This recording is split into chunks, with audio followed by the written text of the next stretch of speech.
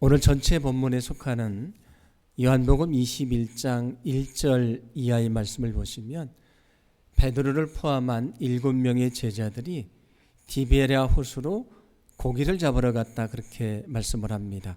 여기 디베랴 호수는 우리가 잘 아는 갈릴리 호수의 다른 이름입니다.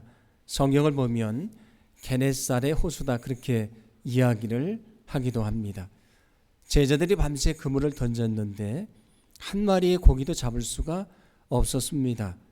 그때 부활하신 예수님이 바닷가에서 제자들을 향해서 배 오른편에 그물을 던지라고 말씀을 하십니다. 제자들은 순종을 했고요. 많은 고기를 잡게 되었다는 것을 성경은 말씀해 주고 있습니다. 베드로는 갈릴리 바닷가에서 부활하신 주님을 만났습니다. 그리고 그에게 놀라운 변화가 찾아오게 되는데 오늘은 베드로가 부활의 주님을 만나고 그에게 찾아온 변화는 무엇인가를 생각하면서 은혜를 좀 나눠 보려고 합니다. 베드로는 어떤 사람입니까? 예수님이 나를 따라오너라 말씀을 하니까 그물을 버려두고 모든 것을 버려두고 예수님을 따랐던 사람입니다. 모든 것을 버리고 예수님을 따를 정도로 예수님을 사랑했던 사람입니다. 예수님이 잡히시기 전에 제자들에게 이렇게 말씀을 합니다. 오늘 밤 너희가 나를 버리게 될 것이다. 오늘 밤 너희가 나를 버리게 될 것이다. 그때 베드로는 이렇게 말하는데 마태복음 26장 33절 말씀입니다. 함께 봉독합니다. 베드로가 대답하여 이르되 모두 주를 버릴지라도 나는 결코 버리지 않겠나이다. 아멘. 모든 사람이 주님을 버려도 나는 버리지 않겠습니다. 다른 사람들과 여기 있는 제자들과 나는 다릅니다. 나는 끝까지 주님을 사랑할 것이고요. 나는 주님을 따르겠습니다. 그런 고백이지 않습니까? 예수님이 이어서 그에게 말씀하십니다. 내가 오늘 밤 나를 3번 부인할 것이다. 그때 베드로는 뭐라고 말합니까? 아니요. 내가 주님을 위해서 죽을지언정 나는 결코 주님을 부인하지 않겠습니다. 그는 누구보다 예수님을 뜨겁게 사랑했던 사람이고요. 아주 뜨거운 열정을 가진 사람이었습니다. 우리가 잘 아는 대로 정말 제자 중에 제자였습니다. 그런데 예수님이 잡히시니까 두려운 마음에 예수님을 3번이나 모른다고 부인을 했습니다. 그 부인한 베드로에게 부활하신 예수님이 찾아오셔서 3번에 걸쳐 질문을 하십니다. 그 질문은 동일한 것인데 내가 나를 사랑하느냐? 그런 질문입니다. 오늘 15절 전반절 말씀인데 함께 봉독합니다. 그들이 조밥 먹은 후에 예수께서 시몬 베드로에게 이르시되 요한의 아들 시몬아 내가 이 사람들보다 나를 더 사랑하느냐 하시니 이르되 주님 그러하나이다. 내가 주님을 사랑하는 줄 주님께서 아시나이다. 아멘.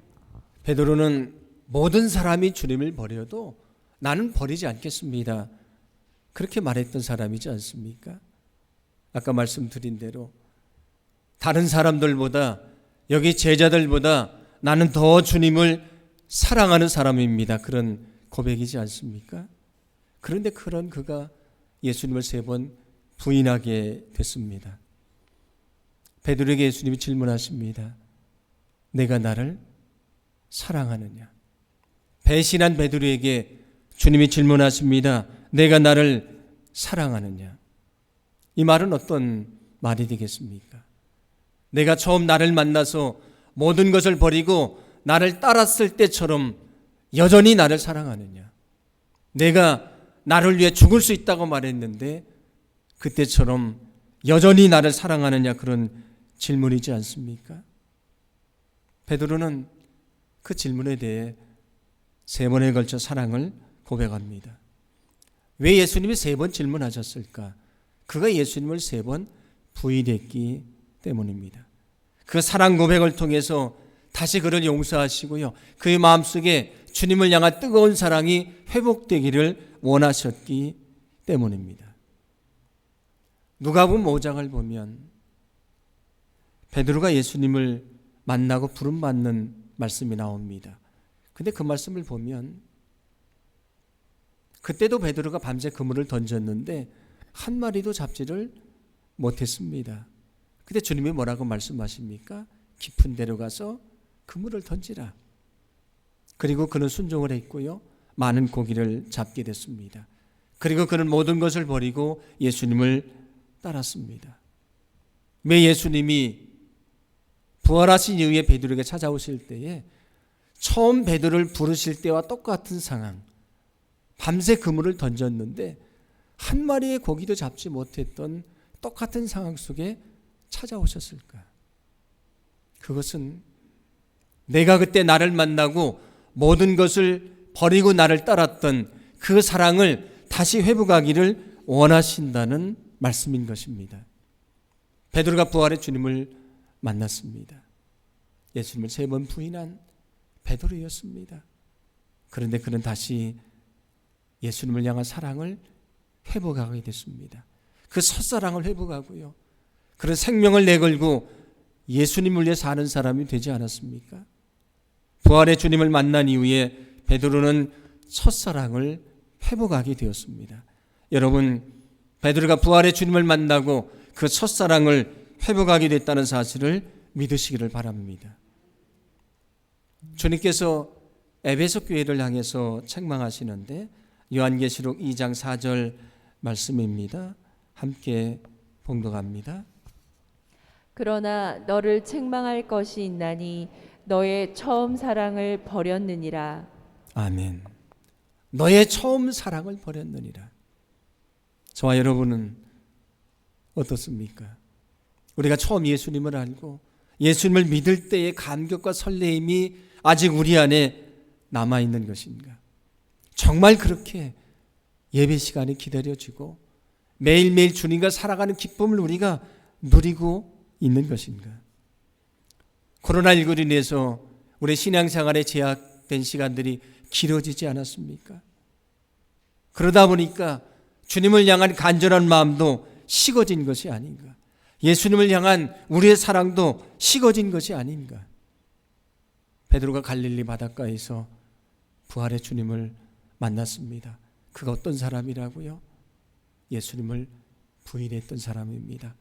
그런데 그가 다시 주님을 만났을 때에 그 사랑을 회복했습니다.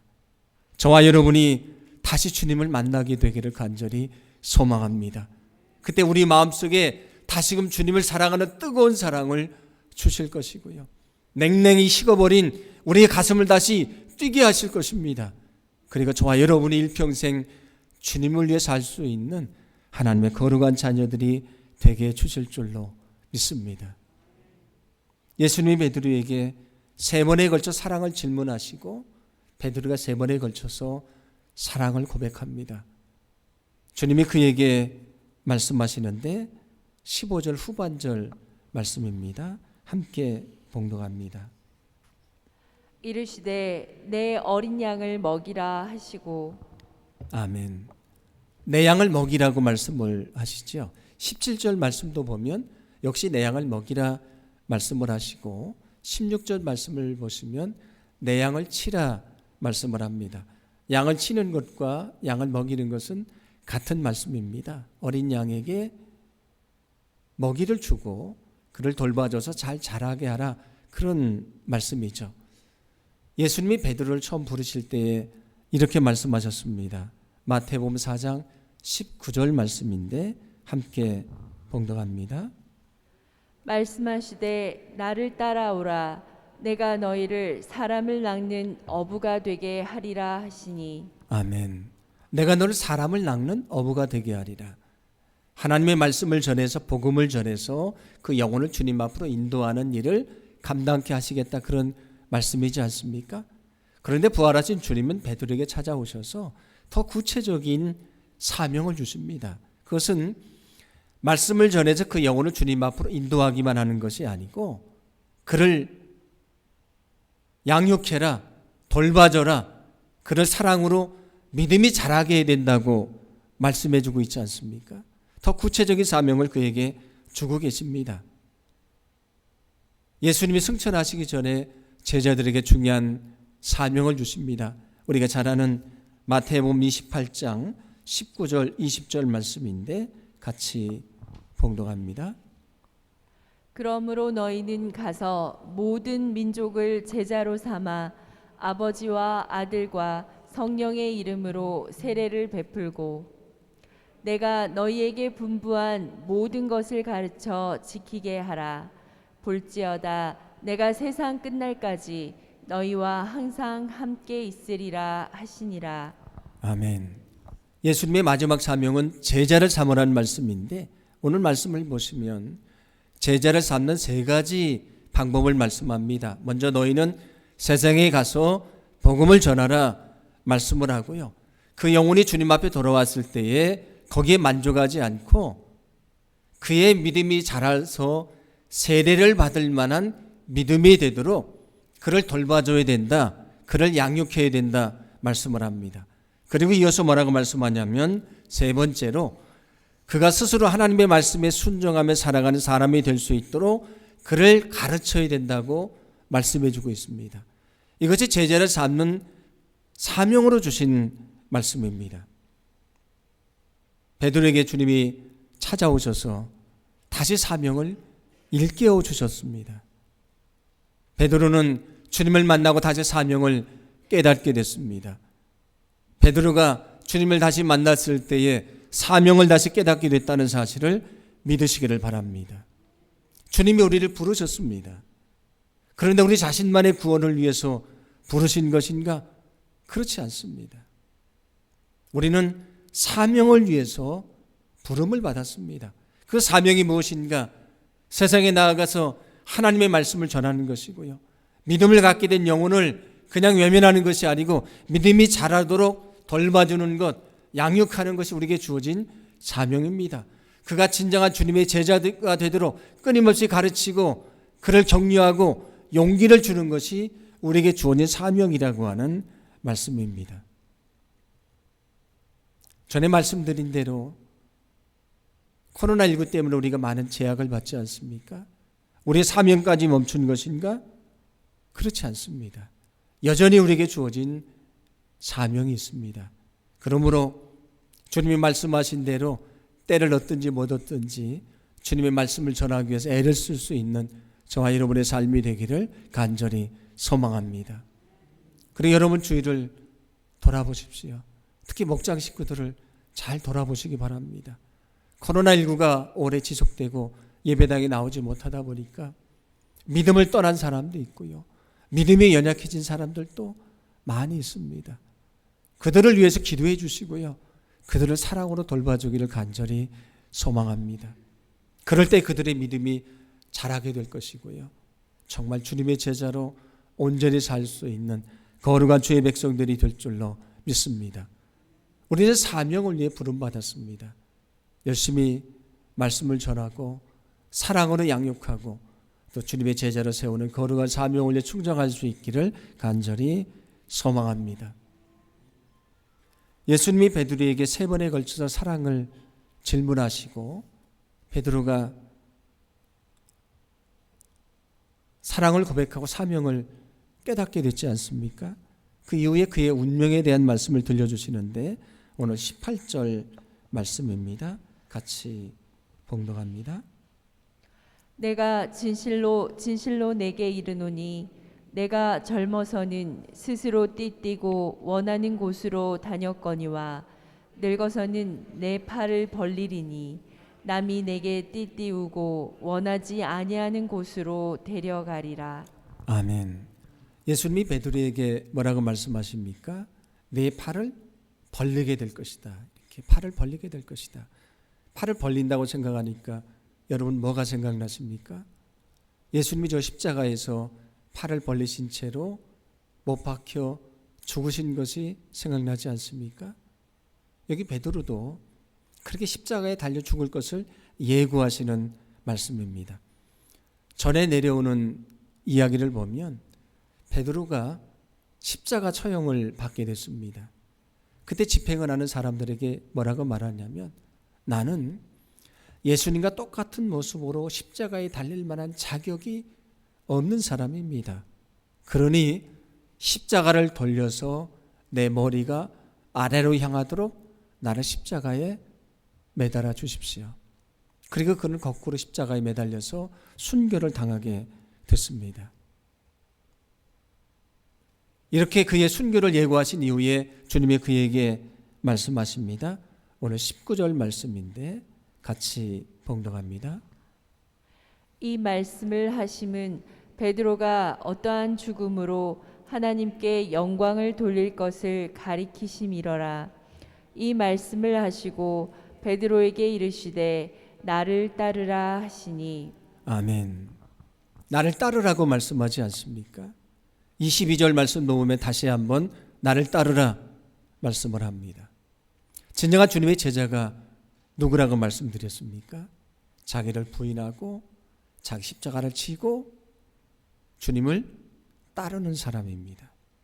예수님이 베드로를 향해서 말씀하십니다. 너는 내 자신을 부인하고 내 십자가를 지고 나를 따르라. 진정한 주님의 제자가 되어야 된다 말씀하고 있지 않습니까?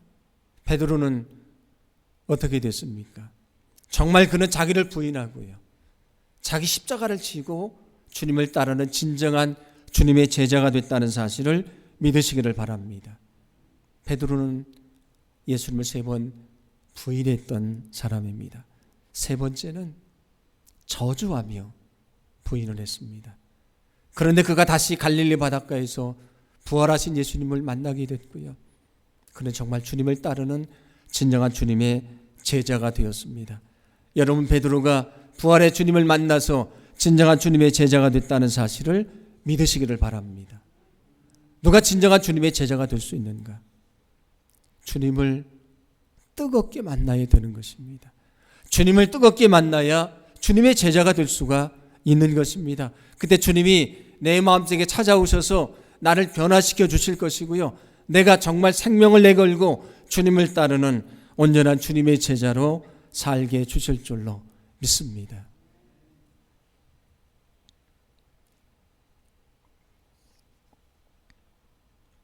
오늘 본문 앞에 있는 7절 말씀을 보시면 배에 있던 베드로가 그 바닷가에서 말씀하신 분이 예수님이신 것을 알게 됐습니다. 그리고 그는 어떻게 하냐면 곧바로 몸을 물에 던져서 헤엄을 쳐서 예수님이 계신 바닷가로 왔다고 말씀을 하거든요. 그런데 성경을 보시면 그 거리가 얼마나 되는가, 배에서 바닷가까지 거리가 얼마나 되는가, 한 50칸쯤 됐다 그렇게 말씀을 합니다. 50칸. 50칸이 얼마가 되는 거리인가? 여러분이 가지고 있는 성경을 보시면 아래에 주석이 되어 있습니다. 뭐라고 주석이 되어 있냐면 50칸은 200규빗이다 그렇게 성경에 되어 있을 겁니다. 200규빗이다. 200규빗인데 1규빗이 얼마가 되는 것인가? 이 손가락을 펴고요, 이 손가락 끝에서 이 팔꿈치 끝까지 이 거리가 1규빗입니다. 구약 성경 보면 규빗이란 것이 많이 나오지 않습니까? 이게 얼마 정도 되냐면 45cm 정도가 됩니다. 200규빗이면 얼마가 되냐면 90m입니다. 90m. 만약에 육지에서 90m를 달려간다? 뭐 어렵지 않지요. 그런데 헤엄을 쳐서 90m를 논다는 것은 쉽지 않습니다. 그가 왜 예수님이신 것을 알아본 다음에 곧바로 몸을 던져서 헤엄을 쳐서 예수님에게로 온 것인가? 그만큼 부활하신 예수님을 만나기를 간절히 원했다는 것입니다. 배를 돌려서 그 바닷가까지 오는 시간을 기다릴 수가 없었던 것입니다. 그래서 예수님이신 것을 알자마자 몸을 던져 헤엄쳐서 예수님에게로 왔다는 것입니다. 누가 주님을 만날 수 있는가? 베드로처럼 주님 만나기를 간절히 소망하는 사람입니다. 잠언 8장 17절은 이렇게 말씀하는데 우리 같이 봉독합니다. 나를 사랑하는 자들이 나의 사랑을 입으며 나를 간절히 찾는 자가 나를 만날 것이니라. 아멘. 누가 주님을 만날 수 있는가? 주님을 정말 사랑하는 사람, 간절히 주님을 찾는 자가 만날 것이라고 말씀해 주고 있습니다.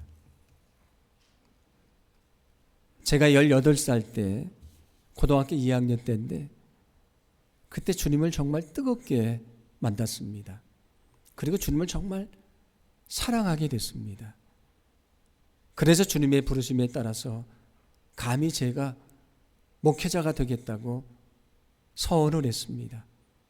교회 다닌 지 2년밖에 안 됐는데 신학교에 들어갔고요. 신학교를 졸업하고 27살, 아무것도 모르는 그 어린 나이에 첫 목회를 시작을 했습니다.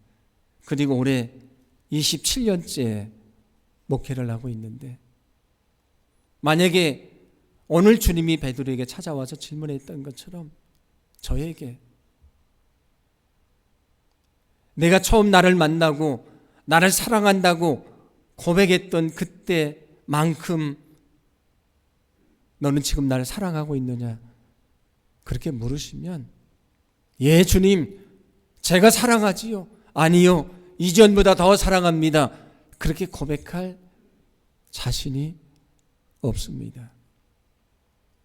오랫동안 목회를 하다 보니까 기능적으로 훨씬 더 잘하는 목사가 됐습니다.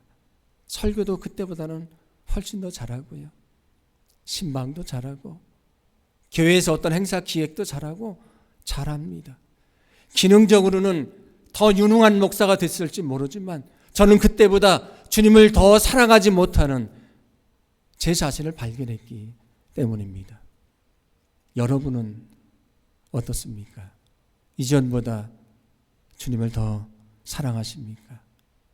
오늘 이곳이 주님을 찾는 곳이 되기를 간절히 소망합니다. 주님이 우리를 다시 만나 주실 것입니다.